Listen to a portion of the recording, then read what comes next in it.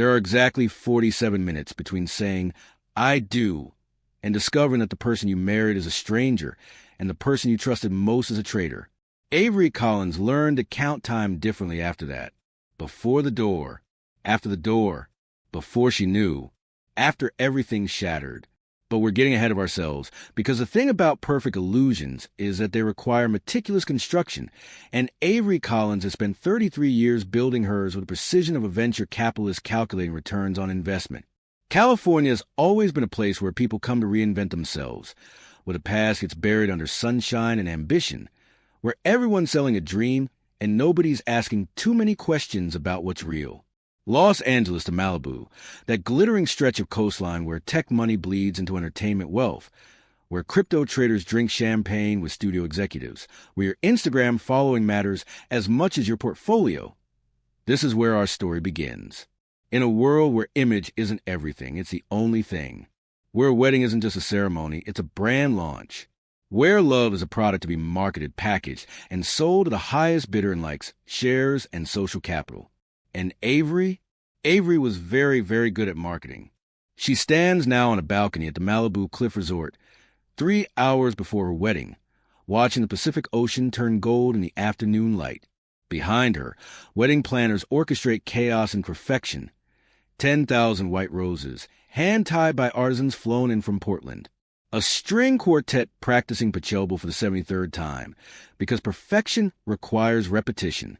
Drones being calibrated to capture aerial footage that will trend on 3 continents before the reception ends. This wedding has a hashtag. It has a media strategy. It has an estimated social reach of 4.7 million impressions.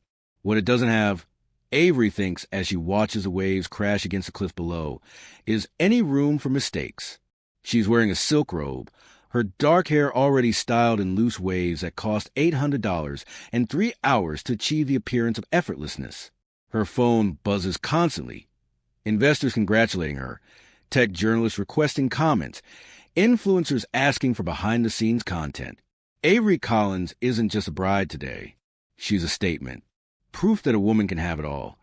The career, the capital, the power, and the love story that makes it all look easy. Except nothing about Avery's life has ever been easy, even as she spent 3 decades making it look that way. She grew up in Palo Alto, daughter of old California money, the kind that came from real estate empires built when Silicon Valley was still orchards, the kind that got quietly multiplied through early investments in companies that became household names. Her mother taught her 2 things. First, that money is freedom, and second, that freedom requires control. Control your image. Control your emotions. Control the narrative before someone else controls it for you. So when Avery entered the venture capital world at 25, fresh from Stanford with an MBA and a Rolodex full of her parents' connections, she controlled everything. She built a reputation for backing female founders. She spoke at conferences about trust and transparency. She cultivated an image of the ethical investor, the woman who proved you could be successful without being ruthless, who showed that values and venture capital could coexist. And when she met Ethan Cole 3 years ago at a fundraiser in Beverly Hills, when he walked up to her with that practiced charm and that smile that suggested he knew exactly how attractive he was, Avery saw an opportunity. Not for love. She wasn't naive enough to believe in love at first sight, but for partnership, for the kind of power couple status that would elevate them both. Tech money meets trading genius. VC princess meets market maverick. It was a good story, a marketable story. The fact that she actually fell in love with him, that was a surprise. The vulnerability she didn't account for in her risk assessment. Ethan Cole, 36 years old, high-stakes trader, private investment manager. The kind of guy who makes 7 figures on a single short sell and loses 6 figures with the same casual indifference. He grew up middle class in Orange County, reinvented himself through state school and ruthless ambition, taught himself to read markets the way some people read poetry. He's handsome in that California way, sun-kissed, gym-sculpted, expensive watch, designer casual, the look that says money without screaming it. When Avery's mother met him, she said, "He's charming, darling. Just remember that charm is what people use when they don't have substance." But Avery dismissed it. Her mother was from a different generation, suspicious of anyone who hadn't inherited their wealth. Ethan was self-made. That was admirable. That was American. That was the California dream. What Avery didn't see, what she chose not to see, was that Ethan viewed everything as a transaction, every relationship a portfolio, every connection a potential return on investment, including her. But today, none of that matters. Today is the wedding. Today is perfect, except for the small detail of Lena Brooks. Lena, 31, Avery's best friend since college, her maid of honor, her constant companion through breakups and breakthroughs and everything in between. Lena, the lifestyle influencer with 600,000 Instagram followers who built her brand on authenticity and real talk while carefully curating every photo, every caption, every moment of her supposedly spontaneous life. Lena, who's always been there, always supportive, always just slightly in Avery's shadow, close enough to benefit from the association, far enough to maintain her own identity.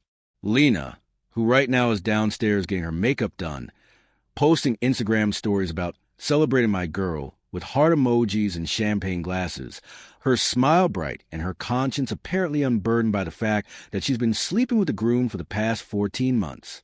But Avery doesn't know that yet. Won't know it for another 3 hours and 47 minutes. Right now, she's thinking about her vows, about the dress waiting in the suite, about the 200 guests who will watch her marry Ethan against the backdrop of a Pacific Sunset engineer to go viral. Right now, she's thinking everything is under control. Her phone rings. It's her mother. Darling, the flowers look divine. Very you elegant, expensive, effortlessly superior. Thanks, Mom. Avery can hear the ice clinking in her mother's glass. Catherine Collins doesn't drink before noon unless she's nervous. Are you certain about this? About the wedding I've spent 8 months and $500,000 planning? Yes, I'm certain. I mean about him. A pause. About Ethan. Avery feels something cold slide down her spine, but she ignores it. We've had this conversation. Multiple times. He's brilliant. He's successful. He's evasive about his finances. He's been increasingly distant during planning. And last week I saw him having what looked like a very intimate conversation with your maid of honor at the rehearsal dinner. They're friends, Mom. Lena is my best friend. Of course they talk. Catherine's disapproval travels clearly across the phone line. In my experience, when something looks too good to be true in California, it's usually a complete fabrication. I have to go. The ceremony starts in 3 hours. I know, darling. I'll be there, front row, watching you make what I sincerely hope isn't the biggest mistake of your life. Avery hangs up and tells herself her mother is just being paranoid. Catherine grew up in an era when wives were expected to look the other way, when powerful men had affairs, and everyone pretended not to notice. That's not Avery's generation. That's not her relationship. Ethan loves her. He proposed with 4-carat diamond and a speech about partnership and building an empire together. He wouldn't. Her phone buzzes again. A text from Lena. Getting so emotional doing my makeup. Can't believe my best friend is getting married. You deserve all the happiness, babe. Red heart, red heart, red heart. Avery smiles and texts back a heart emoji, because that's what you do when your best friend is excited for you, when your maid of honor is celebrating your big day. You don't question it. You don't wonder why there's something performative about the enthusiasm, something just slightly off about the timing of her texts, the way she's always around Ethan lately, always laughing at his jokes, always touching his arm just a moment too long. You don't question it because questioning means doubting, and doubting means considering possibilities you can't afford to consider 3 hours before you walk down the aisle in front of 200 people and live cameras streaming to thousands more. But here's the thing about Avery Collins. She didn't build a successful venture capital career by ignoring data. And the data, if she's honest with herself, has been accumulating for months.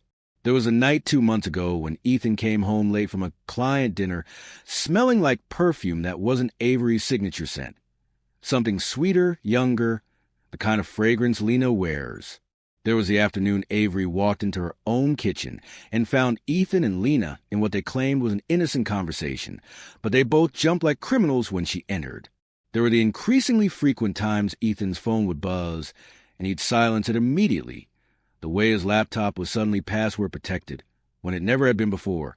The business trips that seemed to coincide with Lena's travel schedule. Individually, these were nothing.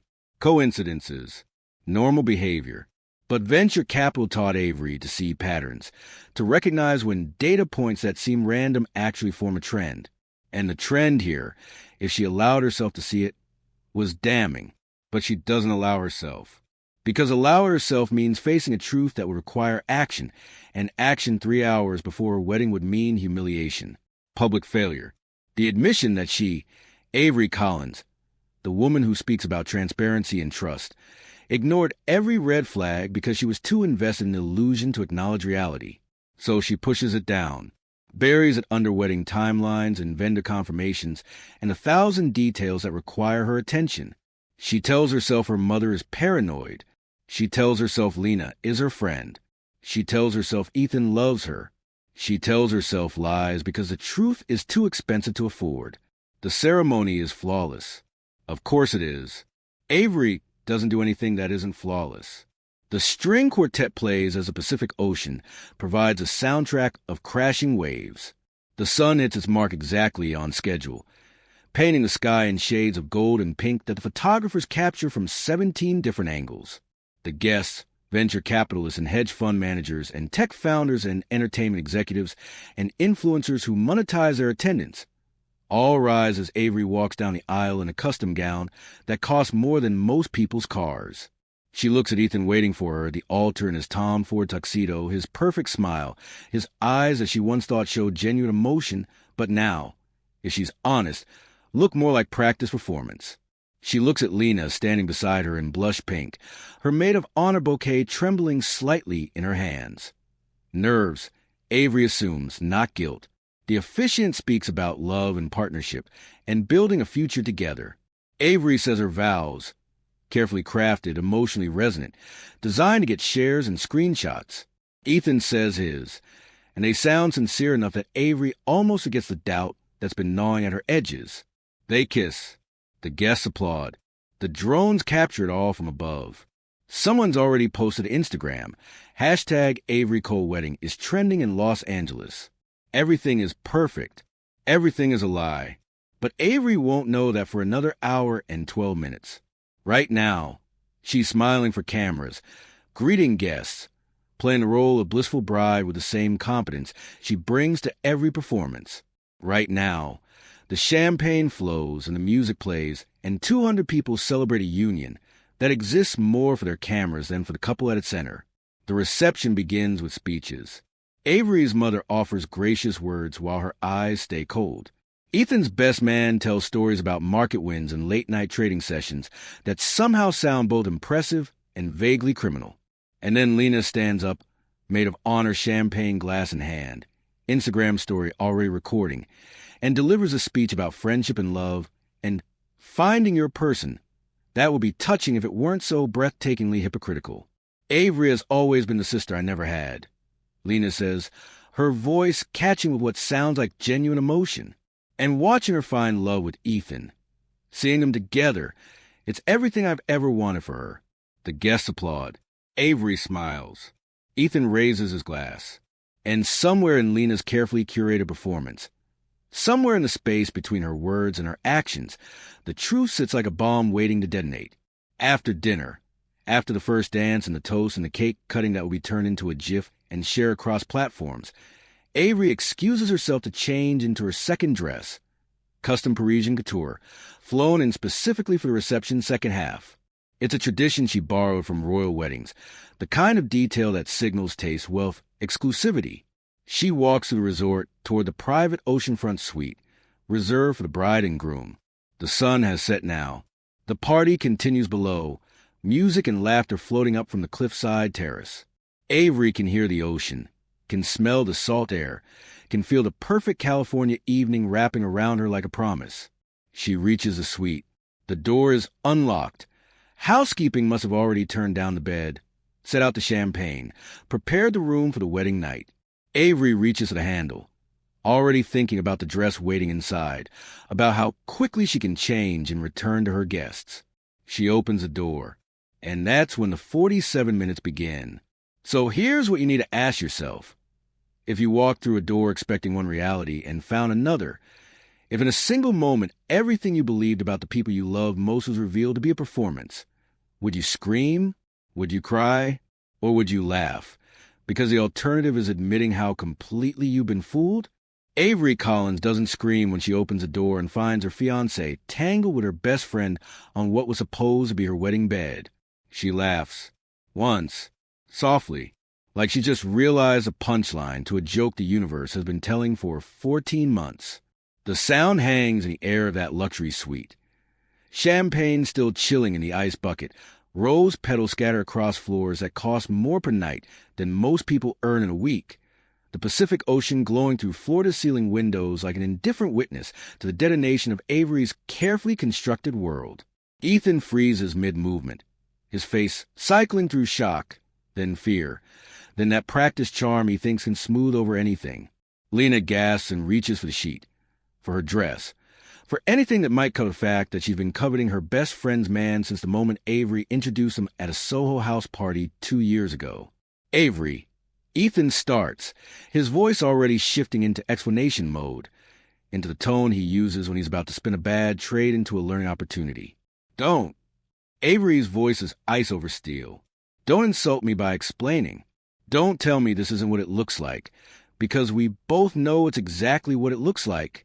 Don't tell me it meant nothing, because if it meant nothing, you wouldn't have risked everything on your wedding day for it. Lena tries tears. Of course she does, because tears have always worked for her, have always transformed her from perpetrator to victim with the efficiency of a well-edited Instagram filter. Ave, please, I never meant for her. So this is the after party, Avery says, and the calm in her voice is more terrifying than any scream could be. How long should I give you? 5 minutes to make yourselves presentable? 10? Or should I just send the guests up here so everyone can see what authentic love really looks like? She closes the door, doesn't slam it. That would be emotional, messy, out of control, and Avery Collins doesn't do out of control even when her entire world is imploding. She stands in the hallway, her custom wedding gown suddenly feeling like a costume, her perfectly styled hair like a wig, her whole life like a performance she didn't know she was giving. Her mind is racing through calculations the way it does when she's evaluating a startup for investment. The data points are clear.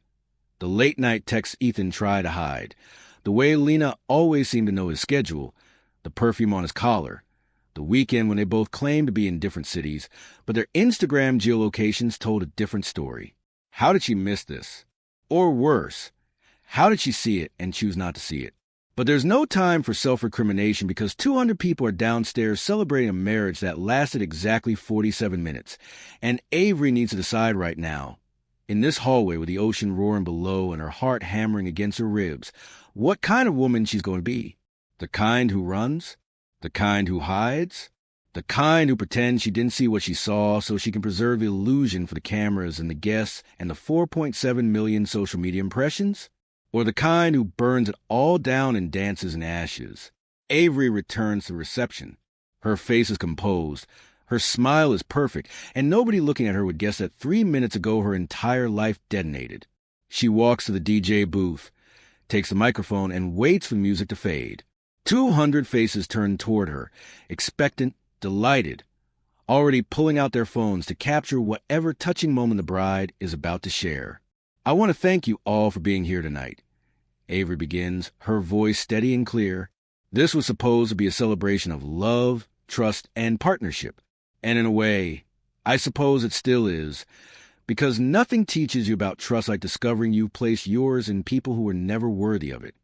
The room goes quiet, confused. Someone laughs uncertainly, thinking this is a joke, a bit, some kind of avant-garde wedding humor. Tonight was supposed to be about transparency. Turns out, I invested in the wrong people. And just like that, just like a market crash or a company collapse or any of the financial disasters Avery has studied and analyzed and learned to predict, the reception implodes. Whispers explode into conversation. Phones come out, not to celebrate anymore, but to document, to record, to capture the moment a California power couple's perfect wedding becomes a scandal that will dominate gossip sites by morning. Avery hands a microphone back to the DJ and walks out her own reception with her head high and her heart in pieces. Because if there's one thing her mother taught her, it's that you never let them see you break. You break in private. In public, you win. By the time Ethan and Lena make it downstairs, dressed now, attempting dignity they haven't earned, Avery is already in her suite. Not the oceanfront one they defiled, but a different room she requested from management with the kind of authority that comes from knowing exactly how much money she spent at this resort. She's changed out of her wedding gown and into black pants and a silk top, shedding the bride costume for something that feels more like armor. Her phone is exploding. Texts from guests demanding explanation. Messages from her mother saying simply, "I knew. I'm sorry I was right." Calls from investors and business partners and PR firms all wanting to know what just happened, what the plan is, how to control the narrative. And underneath it all, 14 missed calls from Ethan and 23 texts from Lena, each more desperate than the last. Avery ignores them all.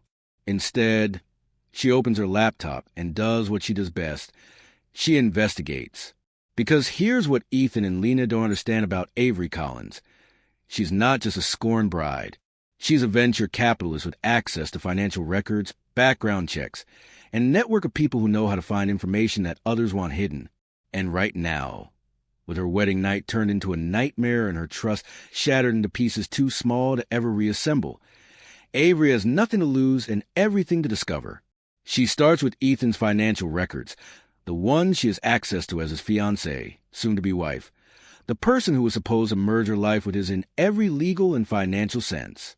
She's looked at these before, of course, but always casually, always with the assumption that the man she loved was trustworthy. Now she looks with the cold analytical eye she brings to startup due diligence, and what she finds makes her blood run cold for reasons that have nothing to do with heartbreak. Offshore accounts, shell companies registered in Delaware and the Cayman Islands, trading patterns that don't make sense unless you understand what insider trading looks like when someone's trying to hide it. Money moving through LLCs with names that sound legitimate but lead nowhere. And underneath it all, a pattern of suspicious trades that coincide exactly with Avery's own investment decisions in her fund. Ethan wasn't just sleeping with her best friend. He was using his access to Avery's business to commit securities fraud. The betrayal compounds, layers upon layers. It's not enough that he cheated. He used her connections, her investments, her network to enrich himself illegally. Every intimate dinner where she discussed her portfolio, he was taking notes. Every time she mentioned a company she was considering, he was front-running her trades. Every moment she thought they were partners building a future, he was exploiting her for financial gain. And Lena? Avery pulls up Lena's Instagram, scrolling back through 14 months of posts, and sees it all differently now. The coincidental trips to the same cities where Ethan had business. The photos of hotel bars and restaurant interiors that match Ethan's credit card statements. The cryptic captions about following your heart and sometimes the person you need is right in front of you that Avery dismissed as typical influencer nonsense, but now read like public confessions hidden in plain sight. How many times did Lena post about girl power and supporting your sisters while actively destroying her best friend's relationship? How many sponsored posts about authentic living did she film from hotel rooms where she was meeting Avery's fiancé? How many followers bought her brand of honesty and realness while she was living the most calculated lie imaginable? There's a knock on the door. Avery knows it's Ethan before she opens it, knows from the aggressive confidence of the knock, from the entitlement that says he still thinks he can explain this away, spin it into something manageable, use his charm to smooth over the fact that he destroyed her on what was supposed to be the happiest day of her life. She opens the door. He's still in his tuxedo, but it's rumpled now, the bow tie undone, the perfection shattered. He looks like what he is, a man who made a catastrophic miscalculation. "We need to talk," he says. "No, we really don't." "Avery, please. It was a mistake. A horrible, stupid mistake. But it doesn't change what we have." "What we have?" Avery laughs, and it's not the soft laugh from the doorway earlier. This one has edges. "Ethan, we have nothing. We had nothing.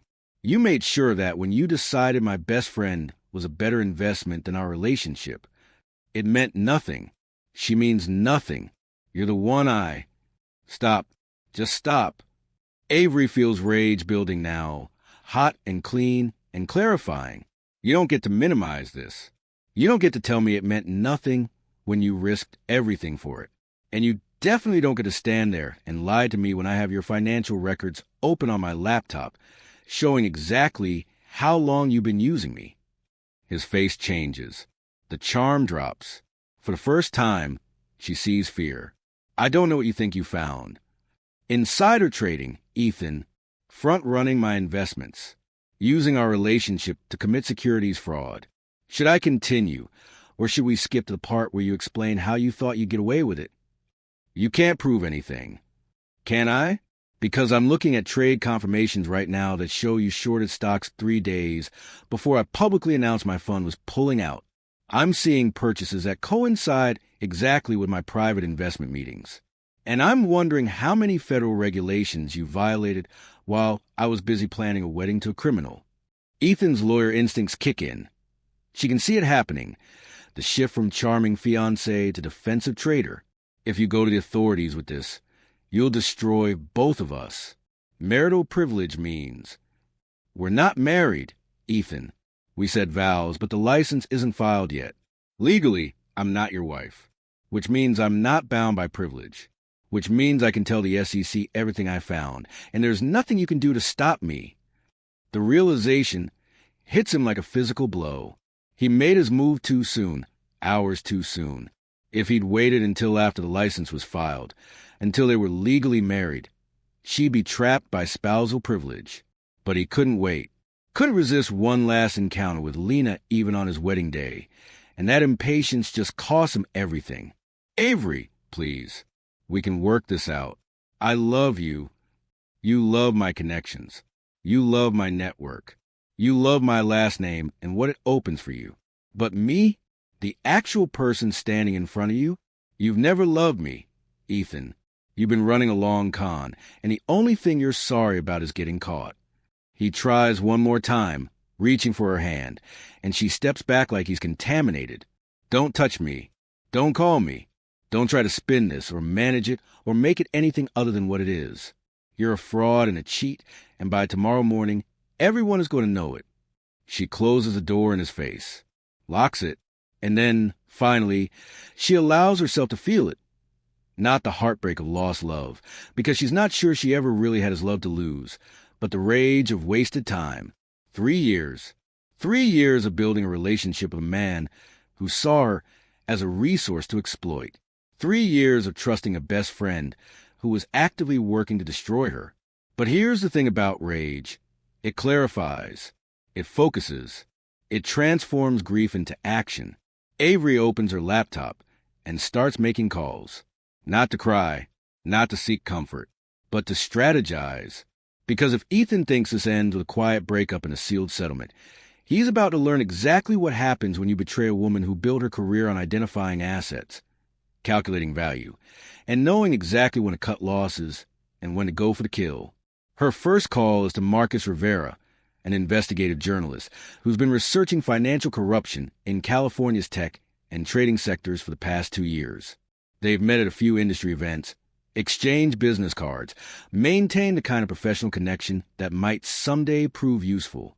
That day is today. Marcus, it's Avery Collins. I know it's late, but I have a story for you. And evidence. How quickly can you meet? Her second call is to a forensic accountant her mother once recommended.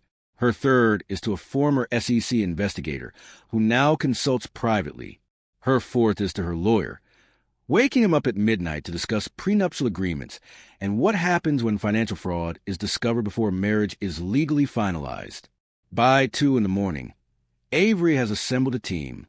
By 3, they're reviewing evidence.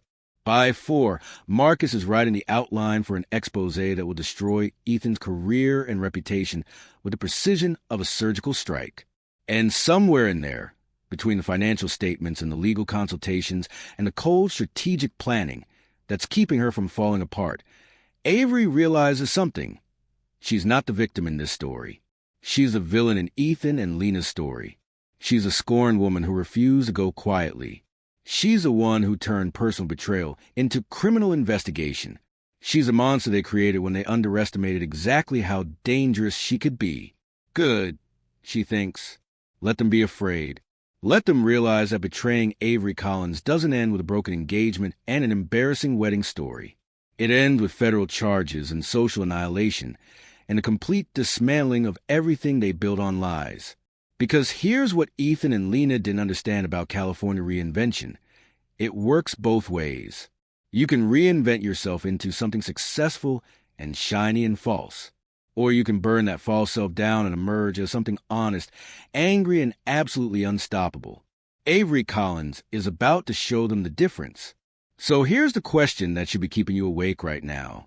When someone betrays you so completely that forgiveness isn't even on the table, when the person you love most reveals themselves to be a criminal and the friend you trusted most reveals herself to be a snake, do you take the high road and walk away?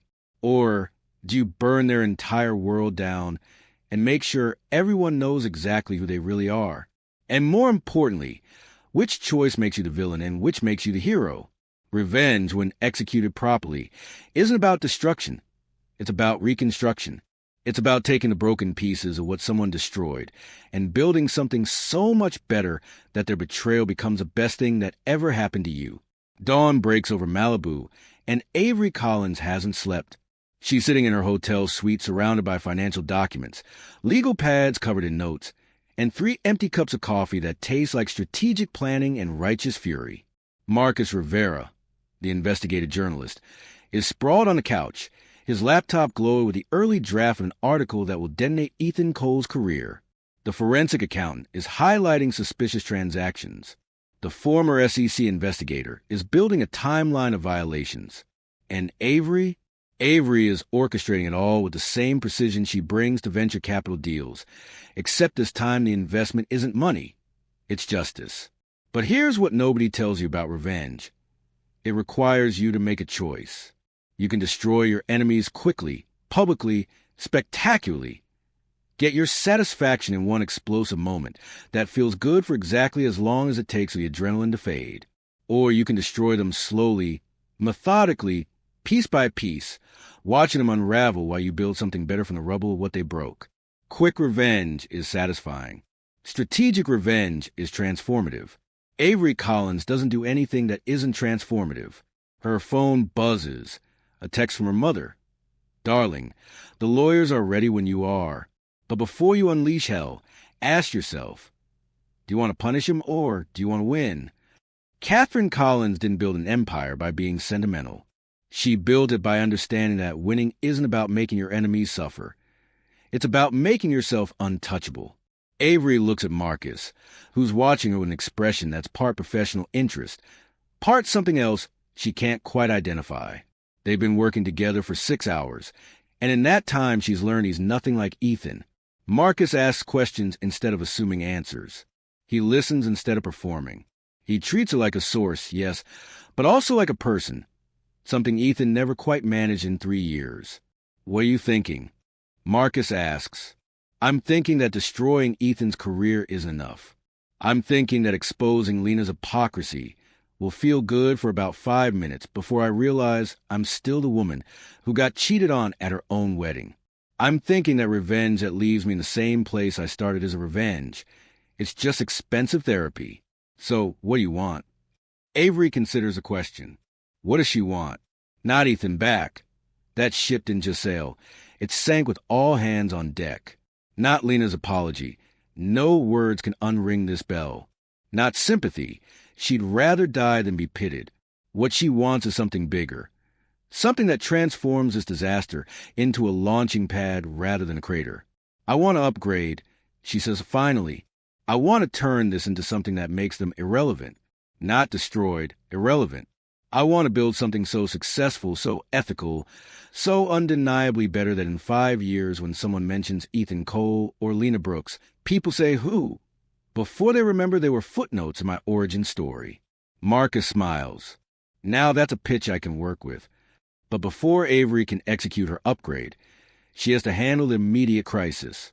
Because while she's been plotting strategy, Ethan's been plotting defense. His lawyers send a cease and desist letter by 8 a.m., threatening defamation suits if Avery shares any of his financial information. They argue that any evidence she obtained through their relationship is fruit of the poisonous tree, inadmissible, protected by privacy laws, and pending marital privilege once the license is filed. It's a good legal strategy. It might even work if Avery were stupid enough to go public with what she found. But Avery didn't build her career by making amateur mistakes. She knows the difference between what you can prove and what you can imply, between evidence that's admissible in court and evidence that shapes public opinion. So she doesn't leak Ethan's financial records. She does something smarter. She provides them to federal regulators through her lawyer as a concerned party who discovered potential securities violations. Anonymous tip, protected whistleblower status, completely legal. And while the SEC investigation is confidential and could take months, the mere fact that one has been open means Ethan's firm now has to disclose it to clients and investors. Market confidence is a fragile thing. Once it cracks, it shatters fast.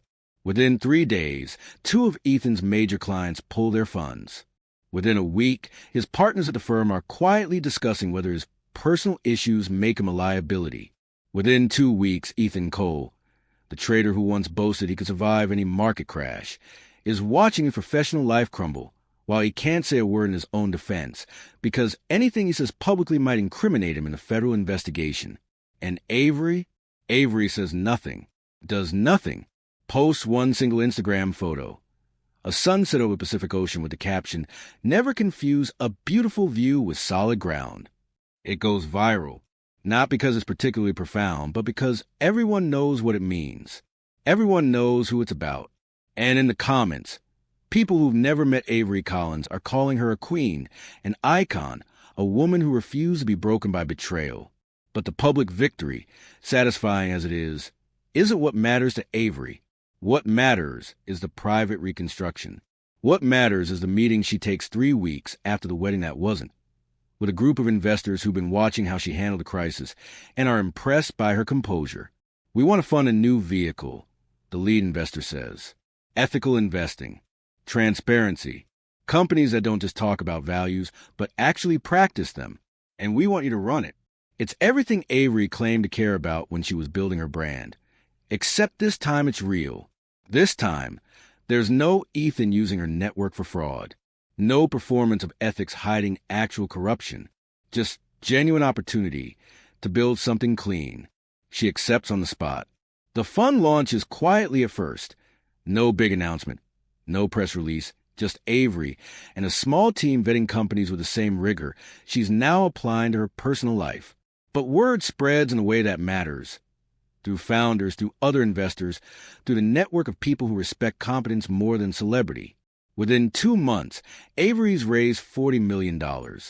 Within 4 months, she's made 3 investments that immediately start showing returns.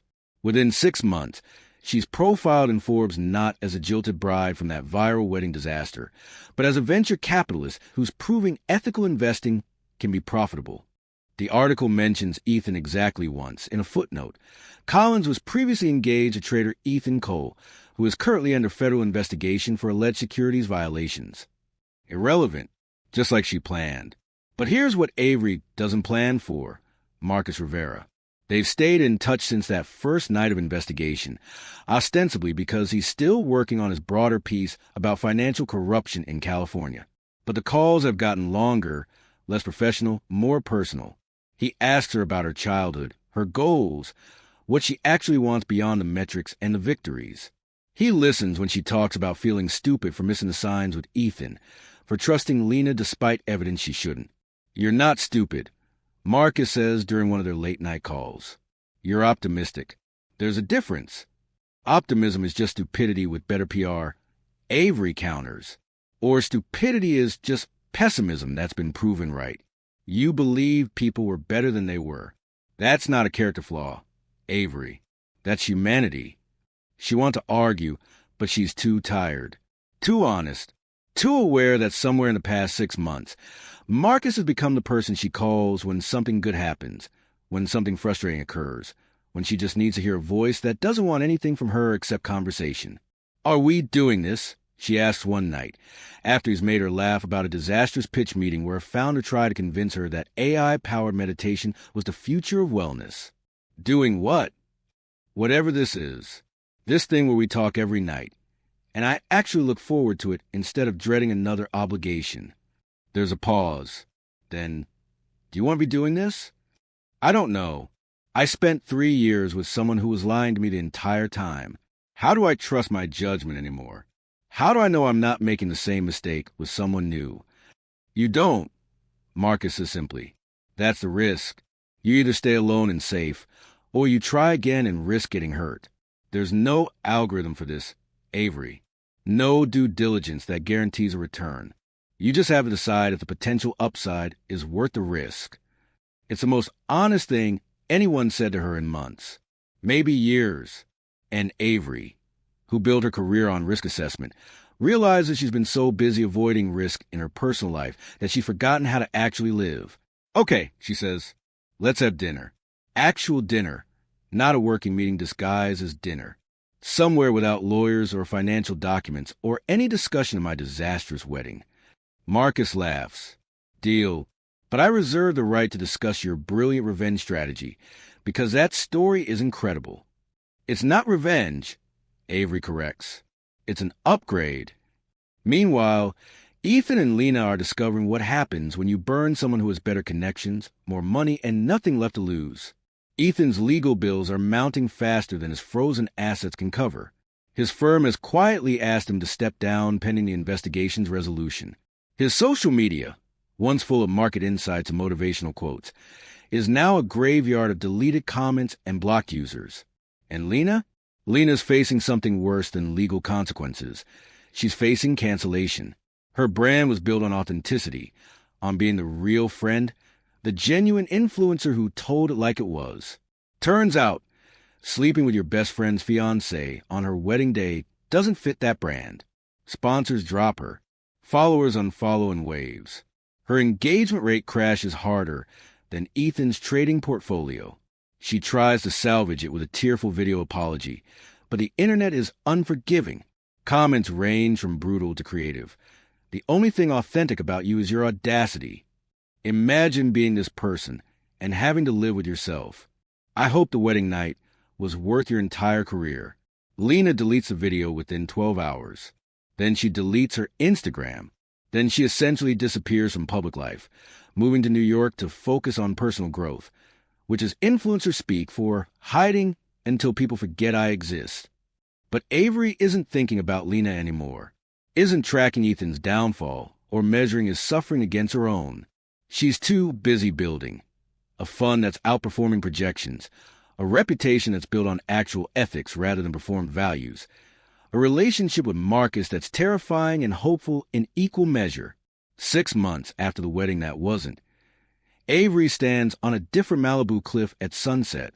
But this time she's not alone in an illusion. She's with Marcus at a small gathering celebrating her fund's successful first quarter.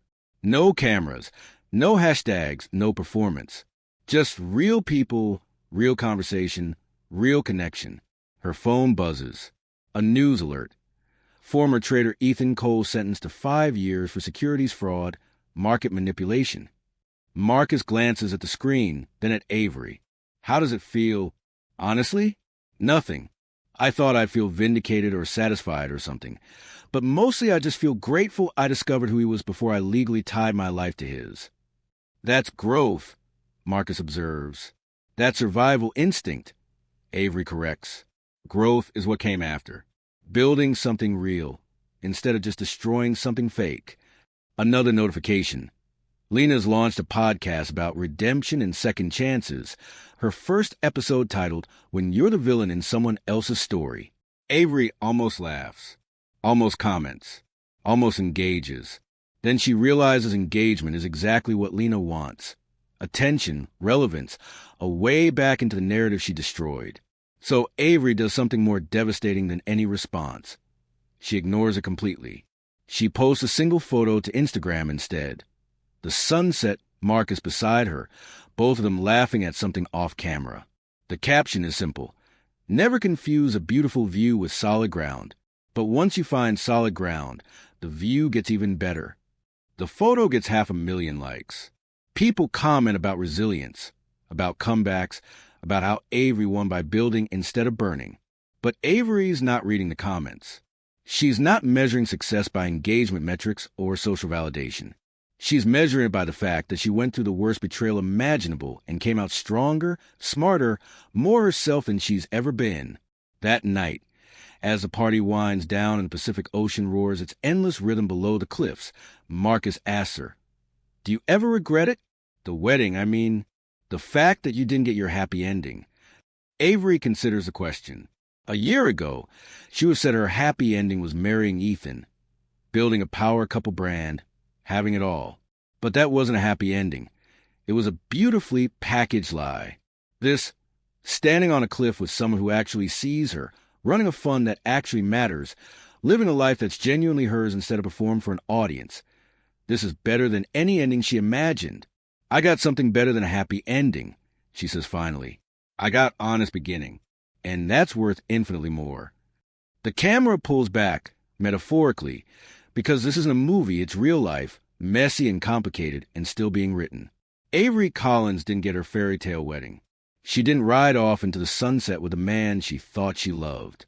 She didn't get the Instagram perfect life she spent years constructing. She got something better.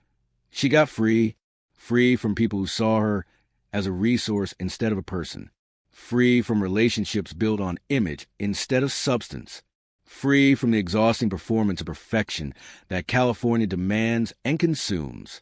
And in that freedom, she built something real, a career that matches her values, a relationship built on honesty, a life that's hers. Ethan and Lena are footnotes now, cautionary tales, examples of what happens when you mistake charm for character, when you confuse beautiful packaging with actual substance, when you think you can build a life on lies and somehow escape the consequences. And Avery? Avery is the woman who turned the worst day of her life into the catalyst for becoming the best version of herself. Not despite the betrayal, but because of it. Not in spite of the pain, but through it. So here's my final question for you, and I really want you to think about this. Have you ever had a moment where something you thought was destroying you actually ended up saving you? Where the worst thing that happened became the catalyst for the best thing that followed? Drop your story in the comments below. Because Avery's story is dramatic, yes, but the truth is we all have versions of this. We all have moments where we chose to rebuild instead of staying broken, where we upgraded instead of just surviving. And if this story resonated with you, if it made you think about your own betrayals and victories and the difference between revenge and reinvention, then hit that like button. Subscribe to this channel for more stories about real people facing impossible choices. And share this with someone who needs to hear that the end of one story can be the beginning of something even better. Because that's the real lesson here. You don't overcome betrayal by destroying the people who betrayed you. You overcome it by building a life so authentic, so successful, so genuinely yours that the betrayal becomes irrelevant. That's the upgrade. That's the victory. That's the revenge that actually matters. Drop a comment. Tell me your story, and I'll see you in the next one.